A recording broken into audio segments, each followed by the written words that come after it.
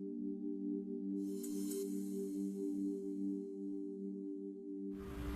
عليكم ورحمة الله وبركاته. كل سنة والشعب المصري كله، كل سنة وانتم طيبين، بسنة سعيدة ان شاء الله كده، تبقى سنة عزيمة علينا كلنا كده جميعا كده، كلنا نفرح فيها الا ست الريس. الا ست الريس، الا انت ست الريس. تردش علينا، تردش علينا كده خالص. الشعب المصري خلاص صوته مش موجود، صوته اتنبح كده، مفيش صوت طالع من كتر كده الرسالات كده. بعتنا بدل 6 رسالات بعتنا 9، محدش رد علينا، محدش عبرنا ولا حاسس بينا كده خالص، اكننا شعب كده عايشين كده في حتة تانية لوحدينا. خدونا معاكم، طب خدونا معاكم في الحتة اللي انتوا فيها. إلا ما حتى ست الريس كده طبطب علينا، قال لنا كده كلمة حلوة كده، اللي جاي يبقى أحسن يا جماعة. طب بكرة إن شاء الله مصر تبقى كويسة خالص. طب هندخلوا العالم كده، كأس العالم كمان 60 سنة. محدش قال لنا كده أي حاجة كده، سايبيننا كده نرتبوا في الساعة. إيه ده؟ إيه ست الريس ده؟ طب نعملوا لك إيه؟ طب أنا أعمل لك إيه يا ست الريس؟ بدل الرسالة 9 رسالات اغنيها لك، يعني ده اللي انت عايزه؟ في عز كده الكرب كده خالص اغنيها لك؟ ده اللي ناقص ده اللي ناقص والله العظيم انت نغنيها له بقى. ده اللي نسيب بقى حالنا وقطتنا كده وحاجتنا ونقعد نغنيها له.